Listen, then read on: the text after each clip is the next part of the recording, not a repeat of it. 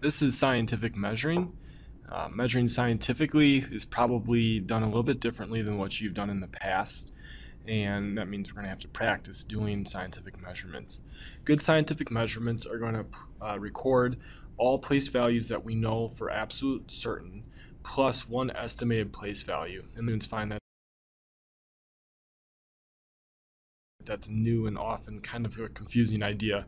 So I have a couple ways I'd like to try to show you some of that. Also making sure for a good scientific measurement to use the correct measuring device. Typically we want to use the smallest device that is acceptable because those tend to be the most accurate.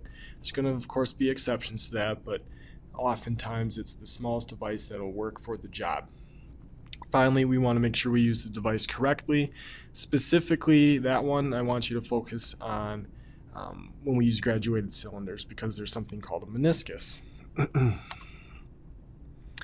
When we talk about place values, it's important to understand all the different place values that we have, because we often refer to the ones place values known for certain, then the tenths might be estimated, or the tenths place value is known for certain, and then that means the hundredths place value would be the one that's estimated.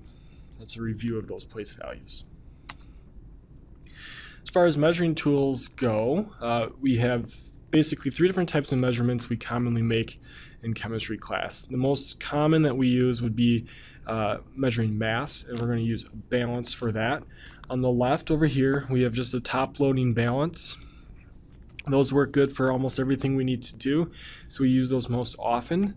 And then on the right, we have an analytical balance that is able to measure a further place value.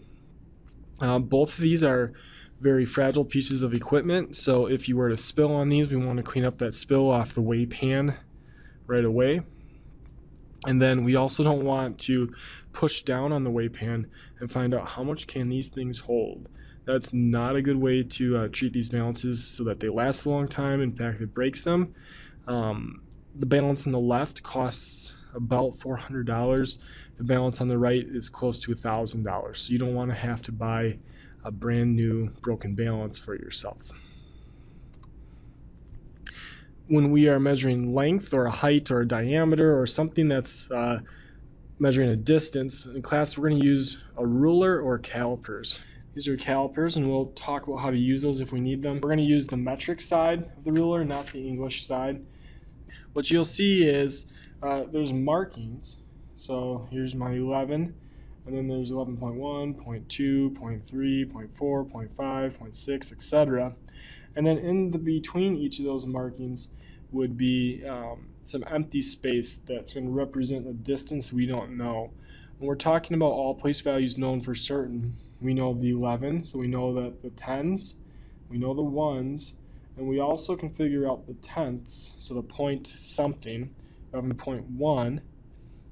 What we don't know is that space in between. That's your estimated place value. For volume, we're going to use graduated cylinders. And it's important that we read the graduated cylinder correctly. We want to read with our eyeball straight on to the bottom of the meniscus, which means we don't want to be looking down onto the meniscus or from underneath the meniscus, which means that typically when we're measuring in a lab, you're going to put your graduated cylinder flat on the lab desk, and then you're going to actually kind of squat down to get your eyeballs straight against that meniscus. If there happens to be a chair in the lab, you get your hinder off that chair so you can see the bottom of that meniscus. It's important that we're measuring accurately. Most of the time for liquids, we're measuring with a graduated cylinder. We have a 10 milliliter graduated cylinder, and we have a 50. We also have 100s and 25s. 100s are also pretty commonly used, but if we can get away with a 50 because it's smaller, we use that one. The 25s, I don't like how they're graduated on the sides. They don't measure as accurately as I'd like, so I try to avoid using those. But like the ruler, notice that we have place values marked, and it's worth noting on the 50s, and I think on some of the 100s, there's two scales. One scale starts at 0 at the top, 10, 20, 30, 40. The other scale starts at 0 at the bottom. You want to use the scale on the right where 0 is at the bottom and you're filling it up. But like we were talking about, on these cylinders, we have place values we know for certain. We know that this is 20, so this is 21, 22, 23, 24, 25. And then there's space in between those lines. That's that estimated place value. Same thing on the 10 milliliter graduated cylinder. There's going to be estimated place values because there's space in between lines. There's space in between lines. Students also often ask, what are these collars for? We want to keep those collars high because the collars are going to actually be used to protect the glass if it were to fall over. They're bumpers, actually. That's what these collars are for. And they only work if they're at the top of the graduated cylinder. If they're at the bottom, we can still chip the top right off. So we choose the right measuring tool. We're going to be using either a balance, a graduated cylinder, or a ruler. And we're going to do that measuring all place values known for certain plus one estimated place value. So if I asked you to measure this, I'm going to try to give you a demonstration of how we can measure this. I can measure this using a ruler, and we talked about choosing the right measuring device. So I could choose a meter stick if I wanted to, and I have a meter stick right here. And this meter stick has three different sides. It has the side that's just 1 meter long, so the entire meter stick. We have a side that has a few more lines on it, and we have a side that has even more lines than that.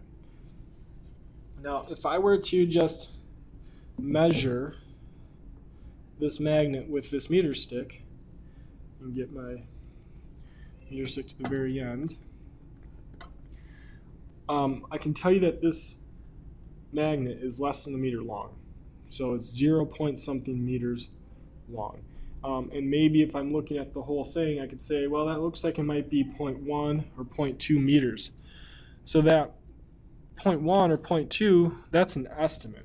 I don't know that for sure. So this might be 0.1 or 0.2. Either way, that's an estimated number. I don't know that for certain because there isn't a marking on the measuring device to show that. If I tilt the meter stick though to this side, I can see that this magnet falls somewhere between 0.1 and 0.2.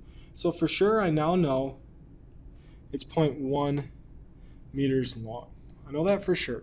There's no ifs, ands, or buts about that. So this one I know for certain. That's going to write that as a C. What I don't know is how far in between the 0.1 and the 0.2 happens to fall. It would be reasonable to say that it's 0.15. So that's an estimated place value. What wouldn't be reasonable for me to say is that's 0.155. I can't tell that because that would be two estimated place values. I don't even know if the 5 is correct, but I do have a pretty good inclination that that 5 is going to be at least close. Adding an additional 5, 0.155, would not be appropriate. And I can go one side further, where I have even more markings. Try to move this. And now I can clearly see that the 0.15 was pretty reasonable. In fact, we can say that for sure now it's 0.15. I know that with certainty. And I know that with certainty because the lines for the 0.15 are on this device. What I don't know for certain is how far between the 0.15 and the 0.16 this magnet happens to fall. And to figure that out, I'm going to be looking. I'm going to say, well, that looks like it's just past the 0.15.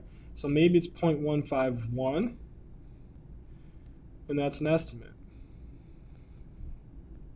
What if it's right on the nose, 0.15? If it's right on the nose, 0.15, I know those for certain, again. So C for certain. But then I'd have to still write down a 0 because I'm estimating that it's right on the nose. I don't know that 100%, but I'm guessing it's right on the nose. I could go one step further and use a different measuring device. And this is going to be scaled just a little differently, but we should be able to get the same pattern going on here. Because this is no longer measured in decimals, this is measured in full centimeters. So this 15 here is like the 0.15 that we were seeing on the last measuring device. So I know for sure that it's 0.15, and that's the 15. And now I can see that it's actually 0.151, 0.15, probably a little bit less than 2. So 0.151, and if it's just a little bit less than the 2, which is right here, we would say that maybe it's 0.1519. And that's using the concept that we write down all values we know for certain. So the first 3 here we know for certain. The last one's an estimate. E for estimate. If you're in honors chem or regular chem, you're going to be using this concept for sig figs. Sig figs were all known place values plus an estimated place value. We're not going to worry about that for chemistry fundamentals. Clearly, this concept of a place value being estimated works on a ruler because we have that empty space where we're not sure exactly where that magnet goes in that empty space. We know that it also works on a graduated cylinder because we saw the empty space there. And it also works on a balance. The last place value that's recorded on the screen is actually an estimate. The balance doesn't know that place value for sure. So all place values known for certain, that you're absolutely sure about, plus one estimated place value that you have to make a guess for, and that's where you have to spend your mental energy. That's the hard one to remember to do.